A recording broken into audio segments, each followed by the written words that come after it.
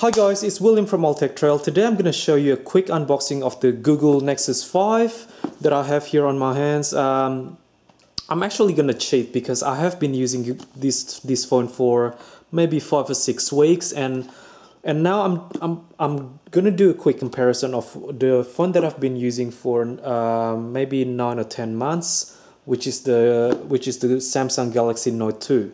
So here it is. Here's the box. If you haven't seen it, I'm pretty sure you've seen it because this is a great hit. It's a great phone, very well priced. It's got everything that you need, and I think really it's one of the best phones of the year. You know, if you like this kind of size without going into even what is it? What's the S3 or S4 territory, or especially the phablet, you know, Galaxy Note 2, Sony Xperia Z, and you know, all those kind of phones that a lot of people think, which is all justified, but you know, it's getting too big for the hands. But here it is. Here's the box. So I'm just going to open this up for you and just see what you actually get with the phone. Because so here, white box. Does it remind you of another product? I think it does. So here it is. Now I'm pretty sure I haven't really taken much out of the box other than the phone. So you do get what is it? I mean, it's following the iPhone, how it stores the SIM card, how you open it up, how you open the tray up with whatever device this is. So I mean, you can, if you have an iPhone also, you know, you can use the pin for the iPhone. If you don't have that, paperclip always works. So that's, I guess, how you turn it on, by pressing the power button, obviously. SIM card, NFC, USB on the bottom. Pretty simple. So safety and warranty, throw that off. Okay, so you do get a nice slim power adapter here, not too fat, which is nice. Power cable is still wrapped, you know, mini USB cable. So that's all well and good from Google. I did buy this phone maybe 2-3 days after the release, so I thought I would have to wait until, you know, until Easter next year or something. But you know, they shipped it pretty quick from somewhere in Hong Kong. So very impressed. Actually, I'm just gonna use this to rest the phone. So this is the phone, guys. I'm just gonna do a quick wipe of the screen. Hold on. So this is the phone. It's still, sorry about this, but it's still filled with a lot of fingerprints. Okay, so this is the best that I can do. I've been very careful since getting this phone because the screen protectors in the market, you know, there were some, but you know, I've always got the Spigen one. I think the blue. Yeah, with the blue cover, it works really well. It's very kind to your fingerprints, and it protects it. You know, not being too thick, but it's still very sensitive for you to touch because it is a touch. It is a touch phone. So looking at the back here, it's very cool. I like the finish. I've always liked the matte finish, whether it is white, black, pink, or you know, if that's your fancy. But very cool. You know, it's not trying to do too much. It's not basically it's not pretentious like some of the phones on the market today. So you know, whether you get a black phone or you get a white phone, you can pretty much tell from the side. Looking at the side, so it's not flat and definitely not flush on the bottom. So there is a slight curve. Okay, so that's the camera, flash. Very simple. one of the pet hates that I hate about the new, I guess, Google branded phones, or even the pretty much Google branded phones, tablets, or even the Nexus 7, the new Nexus 7. You can't really put an expandable, or you can't put an SD card or a micro SD card like you would with like, let's say, Samsung phones. So again, looking at the side,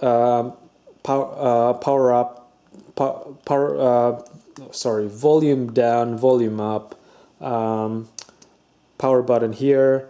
So essentially 2 buttons, very, very simple. 3.5mm jack here for your headphones or your earphones. Oh, you don't get an earphone on with this phone, which is very, very surprising. But again, for the price, you can't really complain. You get everything for what is it, 350, 360 bucks. NFC, 4G LTE, the latest OS. So it's at that pricing point where it hits everyone's liking. So again, if you're into sleep, press the power button once. There it is. Unlock it. So it's very, very simple. The fluidness of everything, how it moves from one screen to the next, it's very, very impressive. It's definitely faster than my Note 2. It's definitely faster, from what I can see. It's definitely faster from Note 3 again. I'm not really sure on how they extract that much performance from this hardware, because looking at the Note 2, looking at the Note 3, they're definitely, it's really, it's not that far off. I mean, even the Note 3 is much better, but it just feels that the Nexus 5 is that much faster, if you know what I mean. So let's see here. In comparison of the size with the Note 3, this is the Note 3. If no one has seen it before, in comparison to the Note 3, it's not really that much smaller. It is maybe less than an inch smaller, and an inch shorter on the in regards of the height. But in terms of thickness, well, it is thinner, but it's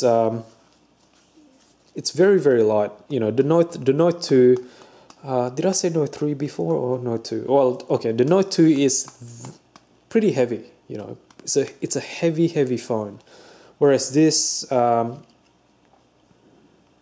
it's perfect. It really is. I mean, for the size, it's just unless you have like a freakishly big hand, I think it's just perfect. It's definitely a one-hand phone that you can control everything by one hand, without using two hands. That I found sometimes that I have to do with the Note 2, because I can't really do everything here with just one hand, just because, well, I don't have that big of a hand, and diagonally it's a really, really big phone. I mean, real estate wise, I love it just because I can do a lot of things with the phone, but in terms of practicality, in terms of daily use, in terms of I guess pocket friendly, Nexus 5 hits all three boxes. I can do a quick demonstration on how fast it is to turn on the Nexus 5, sorry, as opposed to my Note 2. It's actually about 5 times as fast to turn the Nexus 5 than this phone. I'm just getting confused with the name, sorry about that. It's just because all of the Android phones that I have, it's I've flashed it with a custom ROM. Custom ROMs, it does make it slower to boot up, but at the end of the day, when you're on the phone, when you're actually inside the operating system, it's actually faster. So I don't really mind it, but again, 5 times as fast as my Note 2 using the what is it, the Jedi, what's the Jedi, is it Jedi 13 now? Hold on, let me just Jedi 17. It's actually 5 times as fast than the Jedi 17 on the Note 2. It's very, very impressive. One of the things that I don't like about the phone is Google decidedly, out of their high wisdom or high chair or whatever you want to call it, they integrated, your text message. What else?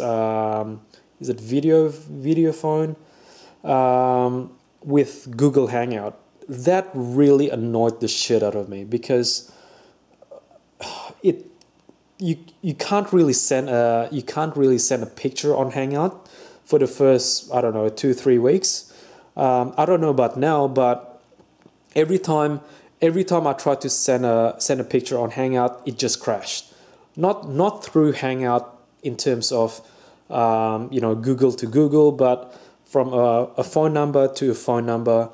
Using Hangout, it crashed every single time without fail. So even if you reboot your phone, go to Hangout, it just crashed again. So you have to clear your cache every time if it happens again. So therefore, what I use here is just messaging, the messaging app. And let me just do a close up here.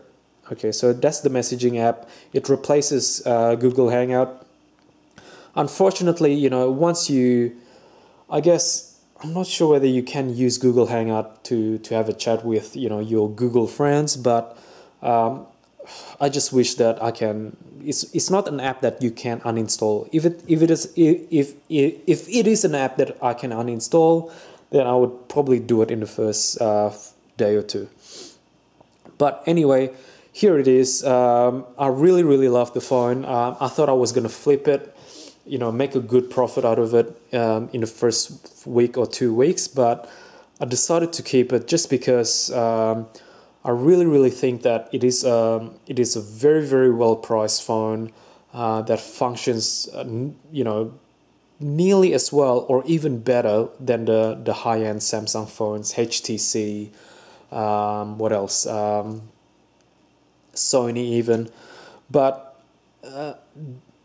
I guess the best thing about having an Android phone, like Note 2, I love it. I'll love it to death.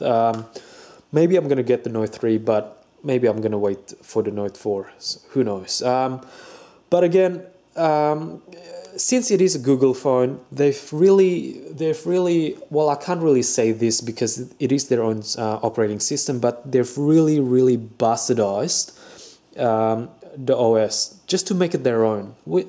That's fair enough. I mean, they own the software, they want to make it their own, so why not?